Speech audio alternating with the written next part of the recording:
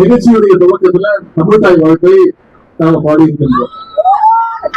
இங்க மட்டுமல்ல, இன்னைக்கு தமிழ்நாட்டுல எந்த அரசு நிகழ்ச்சி நடந்தாலும் முதல்ல தமிழ்தாய் வாழ்க்கை நாம பாடுகின்றோம். அதற்கு தொடக்க புள்ளியாக இருந்தது இந்த கரந்தை தமிழ்ச்சங்கம். தமிழ்தாய் வாழ்க்கை முதலாக பாடப்பட்டது இந்த கரந்தை தமிழ்ச்சங்கத்துலதான். அதன் பிறகு 1970களில் டாக்டர் கலைஞர் அவர்கள் அந்த தமிழ்தாய் வாழ்க்கை தமிழ்நாடு அரசுடைய தமிழ்தாய் வாழ்த்து பாடலாக அறிவிச்சாங்க. இது வெறும் தமிழ்தாய் வாழ்த்து பாடல் தான், இதற்கு எங்கு நம்முடைய மரியாதை செலுத்த தேவையில்லை என்று ஒரு கூட்டம் சொல்லிச்சு.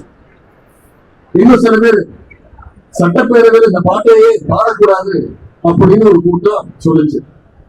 ஆனா இந்த பாடல் தமிழ்நாடு அரசுடைய ஸ்டேட் ஆந்தம், மாநில பாடல் என்பதை அறிவிச்சு அதை பாடும்பொழுது அனைவரும் எந்திரிச்சிருந்து மரியாதை செலுத்த வேண்டும் என்று அரசாணையை போட்டவர் டாக்டர் கலைஞர் அவர்கள். அதை பிறகு நம்முடைய முதலமைச்சர் அவர்கள். ஆகிய தமிழ்நாட்டிற்கு தமிழ்தாய் வாழ்த்த உறுதி செய்த இந்த கரந்தை தமிழ்ச்சங்கத்திற்கு வருவதை நான் மிகுந்த பெருமையாக கருதுகின்றேன். இந்த தமிழ்ச்சங்கத்தின் மீது கலைஞர் அவர்களுக்கு எப்பொழுதும் மிகப்பெரிய ஒரு மற்றும் ஈடுபாடு உண்டு. குறிப்பா சொல்லணும்னா 1962ஆம் ஆண்டு சட்டமன்ற தேர்தலில் கலைஞர் தஞ்சையில் போட்டியிட்டப்போ இந்த கரந்தை பகுதியில் இருந்துதான் தன்னுடைய தேர்தல் பணிகளை அவர் செஞ்சார். கலைஞர் அவர்கள் சட்டமன்ற தேர்தலில் கரந்தை தமிழ்ச்சங்கத்துடைய நிர்வாகிகள் அத்தனை பேரும் பிரச்சாரத்தில் ஈடுபட்டாங்க. அப்படிப்பட்ட கரந்தை தமிழ்ச்சங்கத்துல இன்னைக்கு கலைஞருடைய சிலையையும் ஐயா ராமநாதனுடைய சிலையையும் திறந்திருக்கின்ற வாய்ப்பை கொடுத்த இந்த தமிழ்ச்சங்கத்திற்கு முதல்ல என்னுடைய நன்றியை நான் தெரிவித்துக்கிறேன். 1911 துவங்கப்பட்ட இந்த சங்கம் இன்னைக்கு 100 ஆண்டுகளை கடந்து இந்த சங்கம் தமிழ் சேவை, கல்வி சேவைன்னு சிறப்பா செயல்பட்டு வருகின்றது. தமிழுக்கு வர்ற ஆபத்துகளை எதிர்க்கிறது ஒரு பக்கம், தமிழுடைய சங்கத்துடைய பணிகள் மிகச் சிறப்பாக அமைஞ்சிருக்கு. தமிழை செம்மொழியாக அறிவிக்கணும்னு 1920 தீர்மானம் போட்டது, முதல் தீர்மானம் போட்டது இந்த கரந்தை தமிழ்ச்சங்கம் தான். இந்த சங்கத்துடைய தலைவராக பணியாற்றிய செம்மொழி வீரர் ராமநாதனுடைய பங்கு மிகுந்த சிறப்பு வாய்ந்தது, முக்கியம் வாய்ந்தது. தமிழை செம்மொழியை அறிவிப்பதற்கு மிகப்பெரிய கையெழுத்து இயக்கத்தை நடத்தியவர். 1 கோடி பேர்கிட்ட கையெழுத்துக்களை வாங்கி அந்த கோரிக்கையை தலைவர் கலைஞரிடம் வைத்தவர். அந்த கோரிக்கைக்கு செயல்படுவம் கொடுத்த பெருமை முத்தமிழர் கலைஞர் அவர்களையே சேரும். அதே போல் தமிழுக்கு தனி பல்கலைக்கழகம் தேவைன்னு இந்த கரந்தை தமிழ்ச்சங்கம் தான் முதலாக தீர்மானம் போட்ட சங்கம். எல்லாத்தையும் விட ஒரு கூடுதல் மிகப்பெரிய ஒரு சிறப்பு என்னன்னா 1937 கல்வி நிறுவனங்கள்ல இந்தி மொழியை திணிக்கும் போது அதை எதிர்த்து தீர்மானம் போட்டதும் இந்த கரந்தை தமிழ்ச்சங்கம் தான். இந்தி திணிப்பை எதிர்த்து நடந்த போராட்டத்துல நூற்றுக்கணக்கான மகளிர் பங்கேற்க வச்சு அன்னை தர்மாம்பாள் இந்த கரந்தை பகுதியை சேர்ந்தவங்க தான். அப்ப தொடங்கின இந்தி திணிப்பு முயற்சி இப்ப வரைக்கும் தொடர்ந்து இருக்கு. நேற்று கூட நீங்க தொலைக்காட்சியில பார்த்திருப்பீங்க, இங்க இருக்கக்கூடிய திருச்சியில இருக்கக்கூடிய தெற்கு ரயில்வே அலுவலக வாயில ஹிந்தியில எழுதி வச்சுட்டாங்க. அதையே எதிர்த்தும் நம்முடைய கழக தலைவர் முதலமைச்சர் அவங்க தான் முதல் எதிர்ப்பு குரல் தெரிவிச்சாங்க. அது மட்டும் இல்ல, இன்னைக்கு நியூ எஜுகேஷன் பாலிசி, புதிய கல்வி கொள்கை என்ற பேர்ல எப்படியாவது மீண்டும் தமிழ்நாட்டுக்குள்ள இந்தியை திணிக்க முயற்சி செஞ்சுட்டு இருக்கிறாங்க. தமிழ்நாட்டுடைய கல்வி நிதி, ஒன்றிய அரசு கொடுக்க வேண்டிய கல்வி நிதி 3500 கோடி ரூபாயை கொடுக்காம இன்னைக்கு ஒன்றிய அரசு தடுத்து நிப்பாட்டுது.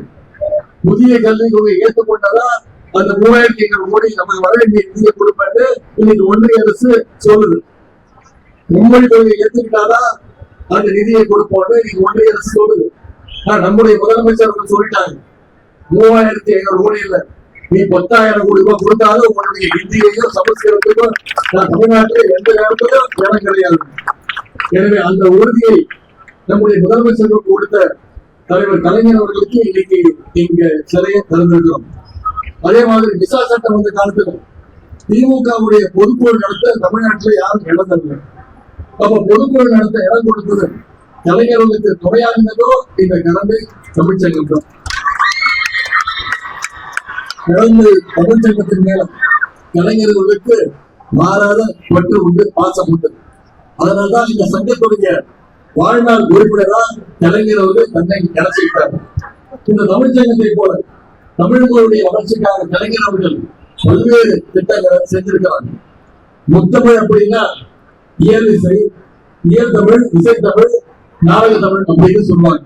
ஆனா அதையும் தாண்டி அழகிய தமிழை வளர்த்தவர் டாக்டர் கலைஞர் அவர்கள். கலைஞருடைய வழிகளில் இன்னைக்கு நம்முடைய முதலமைச்சர் அவர்கள் தலைமையிலான திராவிட மாடல் அரசு இன்னைக்கு தமிழ் வளர்ச்சிக்காக ஏராளமான திட்டங்களை செஞ்சிட்டு இருக்கு. தமிழுடைய தொன்மையை வெளி உலகத்திற்கு சொல்ற வகையில வேர்ச்சொல் ஒப்பீட்டு ஆய்வுகள் தொடர்ந்து நடத்தப்பட்டு வருது.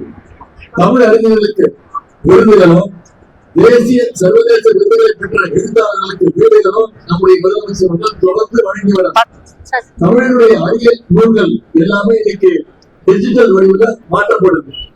தமிழ் இருக்கக்கூடிய சிறந்த நூல்கள் இன்னைக்கு உலகத்தில் இருக்கக்கூடிய பல்வேறு மொழிகள்ல மொழிபெயர்க்கப்பட்டு வருகிறது. அதே போல உலகின் சிறந்த நூல்களை எல்லாம் தமிழ்ல கொண்டு வர முயற்சிகளை நம்முடைய அரசு எடுத்து வருகின்றது. தமிழ் வளர்ச்சிக்கு நாம இன்னைக்கு இவ்வளவு பணிகளை செஞ்சுட்டு வரோம்.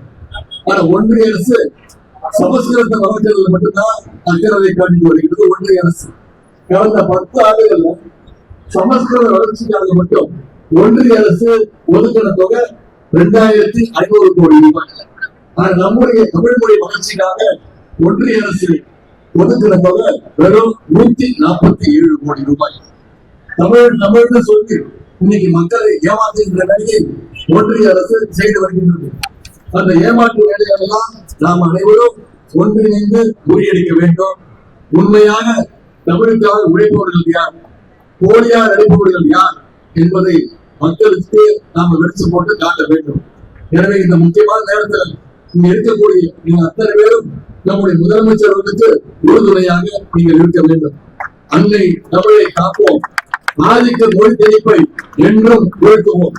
அதற்கான உறுதியை இங்கே டாக்டர் கலைஞருடைய சிலையின் முன்பு, ஐயா ராமநாதனுடைய சிலையின் முன்பு அந்த உறுதிமொழியை நாம் ஏற்போம் என்று சொல்லி இந்த சிறப்பான வாய்ப்பை அளிக்கும் அத்தனை பேருக்கும் மீண்டும் நன்றியை தெரிவித்து நன்றி, வணக்கம்.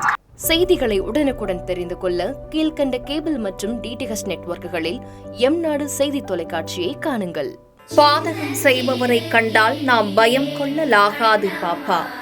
மோதி மிதித்து விடு பாப்பா, அவர் முகத்தில் உமிழ்ந்து விடு பாப்பா. அண்மை செய்திகளை உடனுக்குடன் தெரிந்து கொள்ள இணைந்திருங்கள் எம்நாடு தொலைக்காட்சியுடன்.